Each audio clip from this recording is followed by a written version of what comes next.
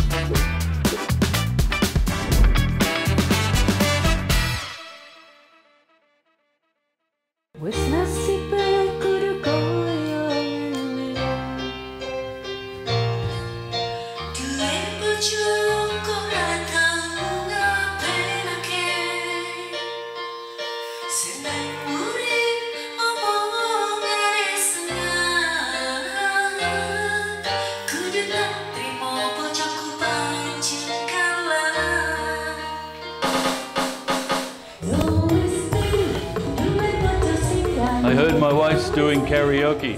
Let's join her.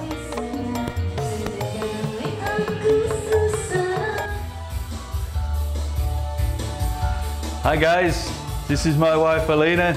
Sing karaoke. Let's go.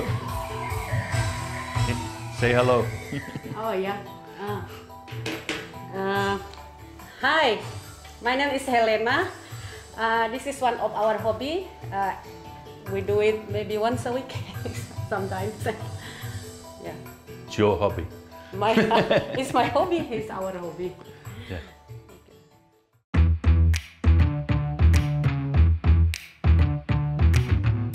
How we can find? How you find me, or I find you? Yeah. You find me, or I find you? I think we just went. I was single. I went to like an online dating. And I think no, I click you click on me. I click on him first. I have the sense of feeling that he's a kind person, he's a good person, honest, and he also is a little bit close, introvert, yeah, introvert. But when I'm with him, he can talk, he can share a lot of things, and I think we are just matched.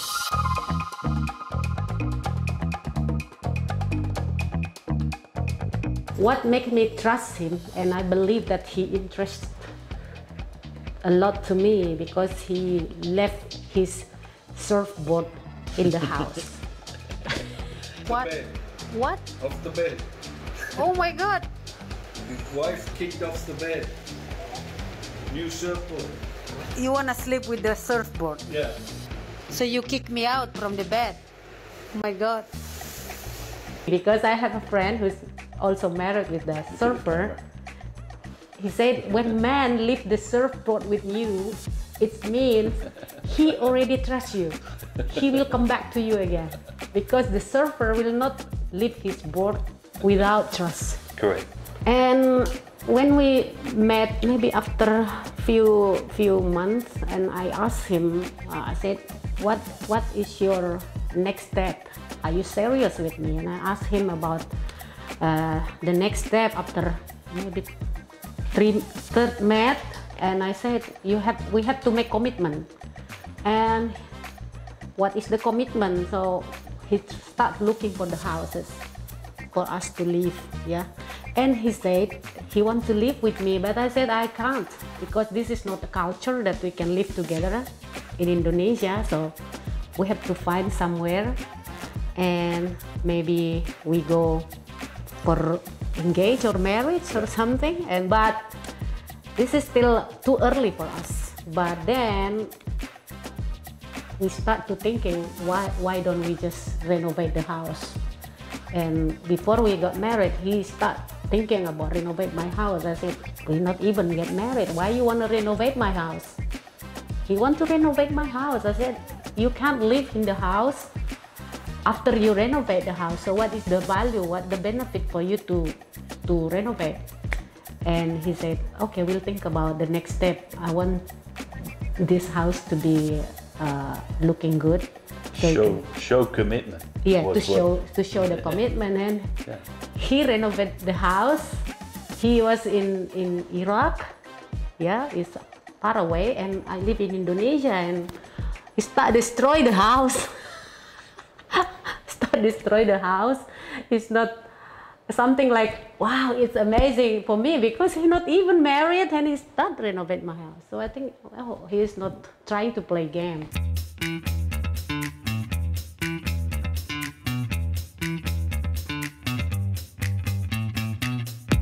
How do you don't propose me, right? How do I propose? You did.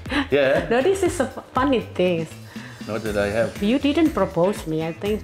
That's because last time we went travel to Lombok for a surf. Okay, we have argument. Yeah, we have argument on that time. We have argument, and I was crying, and I said, you don't love me, you don't love me. I said, why? I love you. Of course I love you. No, I said, no. You want me to show how much I love you? Okay. And then he take something from his bag. I didn't know that. I didn't know that he buy engagement ring, and he gives, I love you. This is, I show you because I love you. And I said, will you marry me? He just put the ring on my hand without something special. He just, when I'm mad, this is for you. That's not romantic. It's not.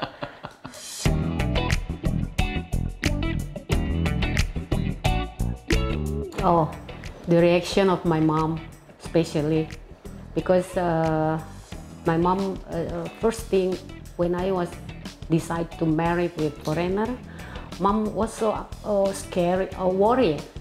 He said, oh no, this guy may be kidnapping you, never take you back home to Indonesia. He said, I said no. But I said, no, it's not that bad, it's only on the movie.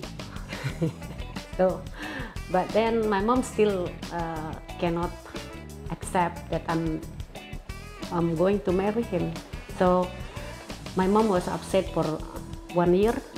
She didn't talk to me. But then because he's a very nice guy and he showed that he cared about me and renovate the house, show everything.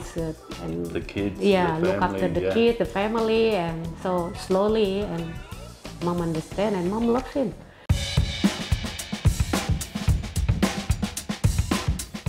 Yeah, when you have a long distance marriage or long distance relationship, I think the most important is communication.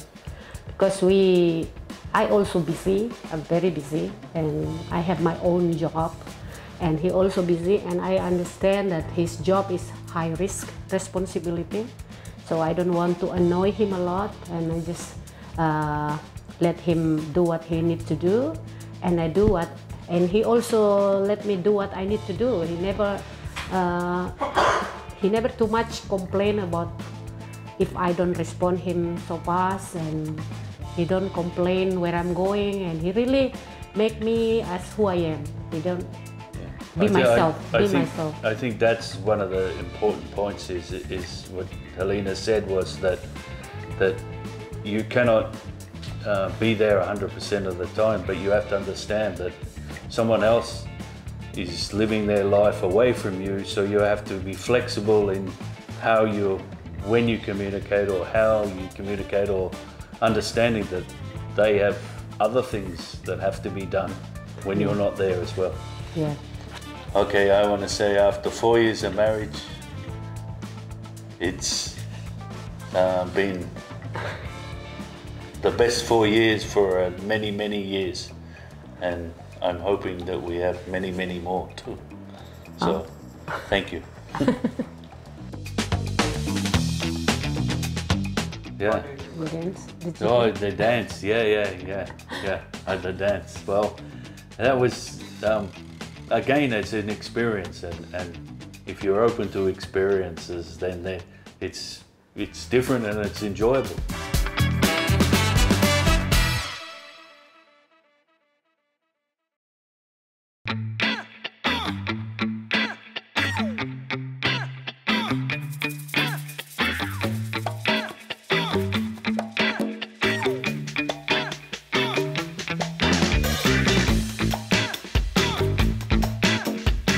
Yeah, I've joined, and it was the party and My mom. the whole village, and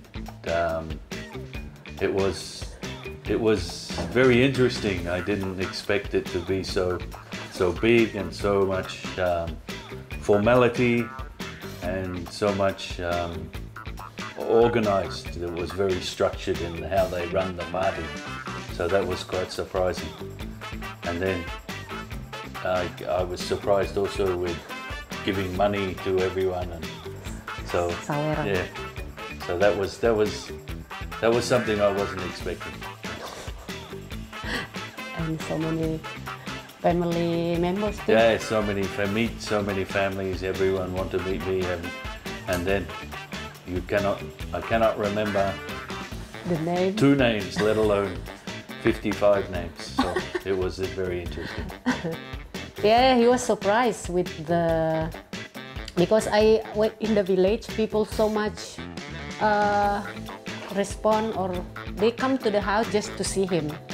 So he's a little bit nervous. What is it? Because and so many family members, uncle, auntie, nieces, and so many. And he said, "Who is this? Who is this?" I have to explain one by one, but he can't remember. Why so many people? So that was surprised him. That's the most, because I said, this is Batak. We are so many family members from the top up to the youngest. Yeah, we are gathering together when make party.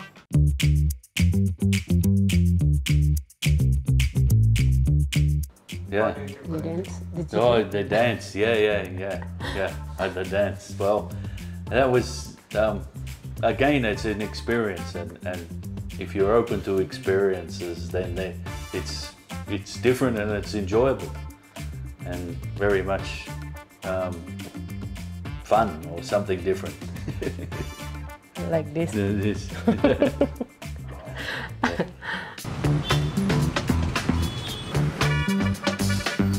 I think the biggest culture shock would have to be the motorbike riders' attitudes. How it's surprising that how we can drive so radical, but if I'm driving a car and something happens, the car will always blame. So that was a culture. That's something in the culture that is normal for Indonesian, but something for me was a shock that I didn't know that even if I'm in the right, I could be in the wrong.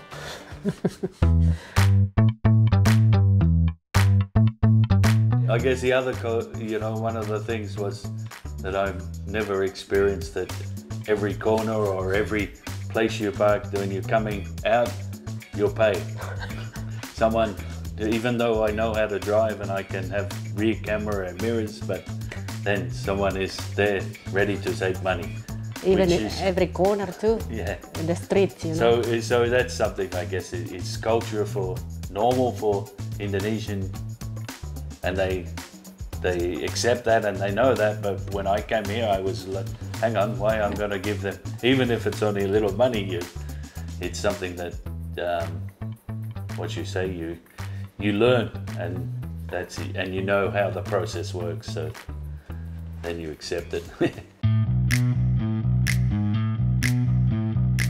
It's not really called culture shock, but I saw the difference between how I call my mother-in-law and how he called my mom.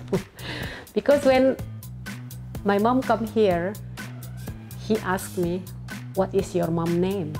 I said, "What is that for?" "Because I want to call your mom."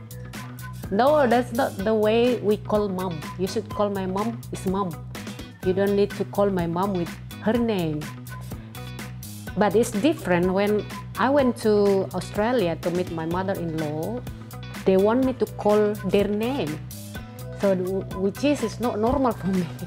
It's still weird when I call my mother-in-law and 8 years old, I have to call her name. It seems like it's not normal. So I said to them, can I call you mom?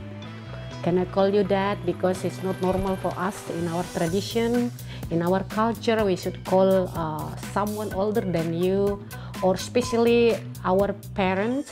And now you are my parents, so I would like to call you mom and dad. And they said, oh, okay, no problem. And they said, no problem. That's the difference that I found since we've been together. I think this is the reason culture shock than me and him happened since we've been together in Indonesia. Because 2 weeks ago he was hospitalized in the hospital. I was thinking that as I'm his wife, I would like to accompany him in the hospital. But what happened after all the administration, all the antigen that I have done, I get into the room and he asked me, why don't you go home? I said, why I go home? I already done my antigen. I want to stay and accompany you. And he said, no, you just go home. No problem, I can stay. And I said, why do you want me to go? You don't want me to be here? He explained to me and he said, no, this is not normal in Australia. You should stay alone in the hospital. The hospital will not let anyone stay in the hospital unless visitor. Is that right?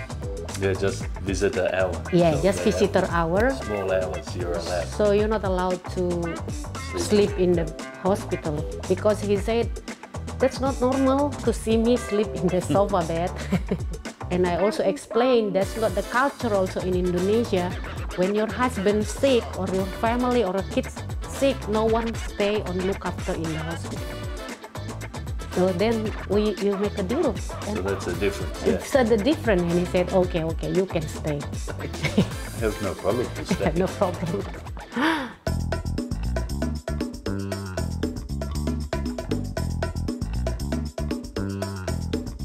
Okay, hi guys. Now I'm gonna cook one of my favorites is tahu, goreng, with sambal too.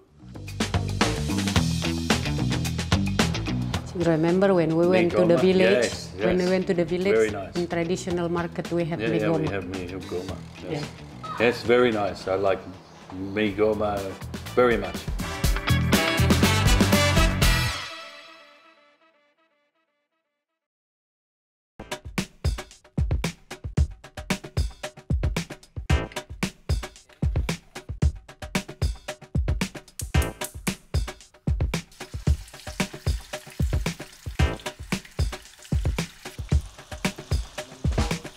I love Indonesian food. I like the spices, so that's very tasty. So more spice, the better for me. A lot of variety too, so there's all sorts of different tastes you can get, depends on the region. So there's so many different varieties, so many different tastes, and that's what I really like about the food.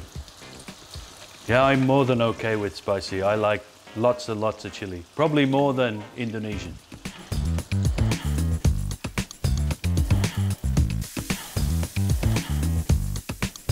I like tempeh tahu, finger food, satay.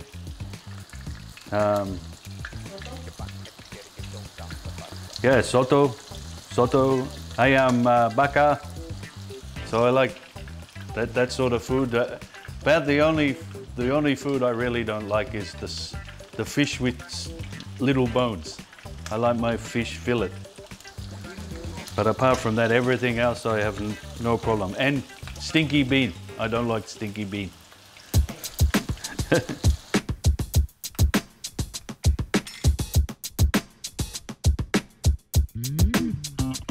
Okay. Tahu tempeh. Wow. That's look Namun. nice.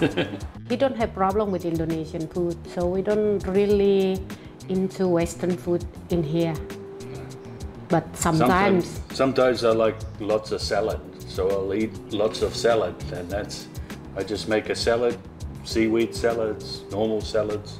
So salads are probably the main Western, I guess, the Western influence that we have. Yeah. So I like gado-gado. karedok. Yeah, karedok. gado. Yes, exactly. Yeah, karedok, gado-gado, pecal. Yeah. Yeah, we both love it. Yeah. Oh, the peanut sauce, very nice. If nice and creamy and a little bit of crunch, but it needs to have a little bit of spice too.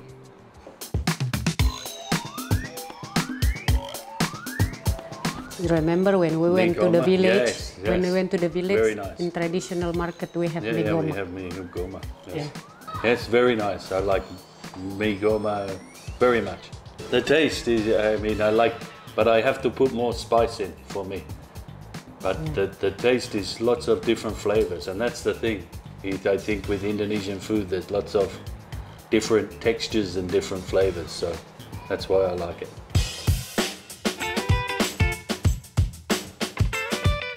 No, he liked chicken feet. He liked everything. He just he's not picky.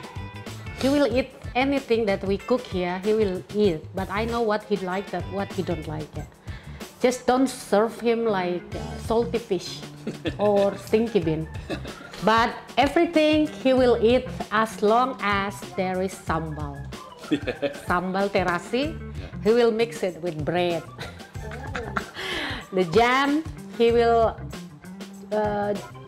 put the terasi, sambal terasi as a jam.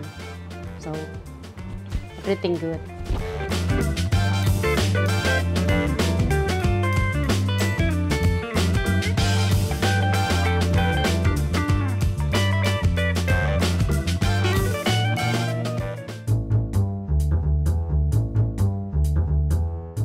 Okay, go. Okay. Tips, I guess, patience. Be willing to wait for the right process. Be willing to wait to meet the right person, I guess, and embrace the differences is very good, because when you want to take the different experiences and remember that you're in someone else's country and different cultures have different ways of doing things. So you have to just look at the process, follow along, and then just enjoy the ride. The tips, I think when we get married with someone from another nation, another nation or another country, from another country, I think you should be open-minded. You should be open, and you just not force someone to adapt what he not used to do.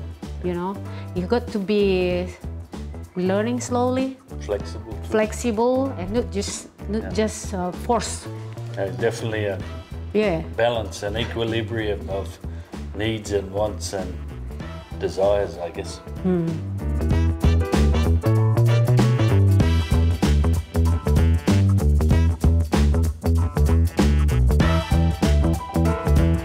Mixed marriage, enjoy the best of both cultures. Bye. Bye.